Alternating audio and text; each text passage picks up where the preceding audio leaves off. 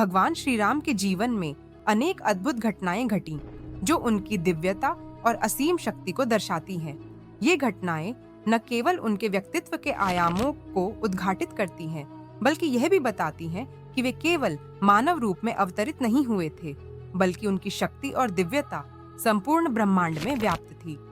एक ऐसी ही घटना लक्ष्मण की मूर्छा से जुड़ी है, जब भगवान राम ने अपने तप और ध्यान के बल पर नागलोक को प्रभावित किया।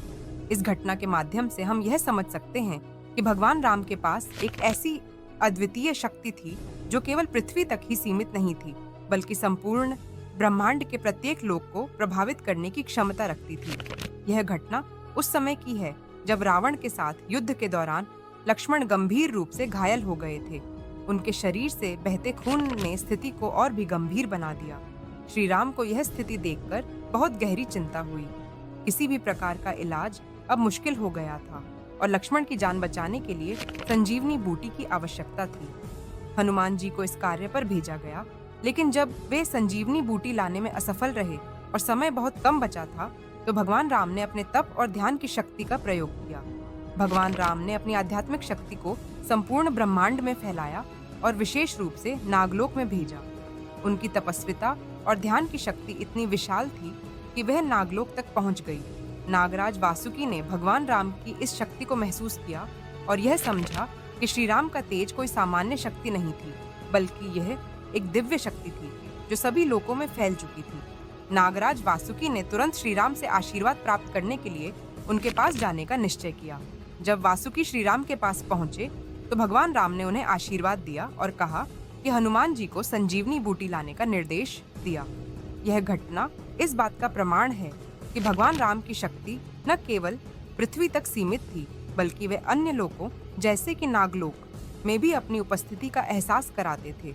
उनका यह कदम इस तथ्य को प्रमाणित करता है कि भगवान राम न केवल पृथ्वी के एक राजा थे, बल्कि वे संपूर्ण ब्रह्मांड के संरक्षक थे। भगवान राम का यह चमत्कारी कार्य हमें यह सिखाता है कि उनके तेज और तप का कोई भी दायरा नहीं था। उनके दिव्य ज्ञान और शक्ति का असर केवल पृथ्वी पर ही नहीं था, बल्कि सूक्ष्म लोकों में भी उनकी उपस्थिति महसूस की जाती थी। राम का तेज, उनका तप और उनका ज्ञान केवल इस पृथ्वी पर ही नहीं, बल्कि समस्त ब्रह्मांड में व्याप्त था।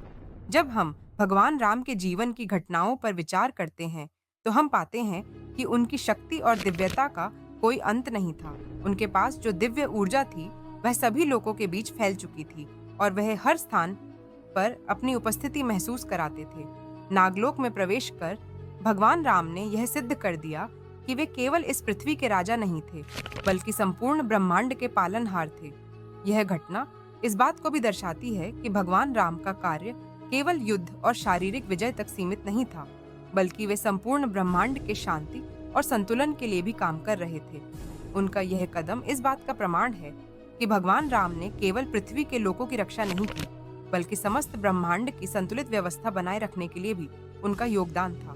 भगवान राम का नागलोक में प्रवेश यह दर्शाता है कि उनका अस्तित्व केवल पृथ्वी पर नहीं था। उनका प्रभाव समस्त लोगों, चाहे वे सूक्ष्म हों या स्थूल, पर था। उनका तेज इतना विराट था कि वह नागलोक जैसे स्थानों तक भी फैल गया। उनका यह चमत्कारी कार्य यह साबित करता है कि वे ब्रह्मांड के एक अद्वितीय देवता थे, जिनकी शक्ति, ज्ञान और तप के आगे किसी भी दैवीय शक्ति का प्रभाव सीमित था।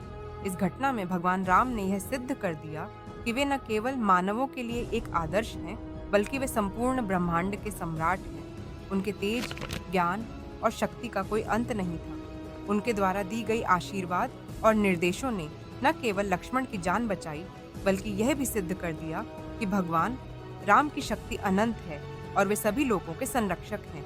इस प्रकार भगवान राम का यह चमत्कारी कार्य उनके दिव्य रूप और असीम शक्ति को प्रकट करता है, जो केवल पृथ्वी तक सीमित नहीं थी, बल्कि संपूर्ण ब्रह्मांड में व्याप्त थी।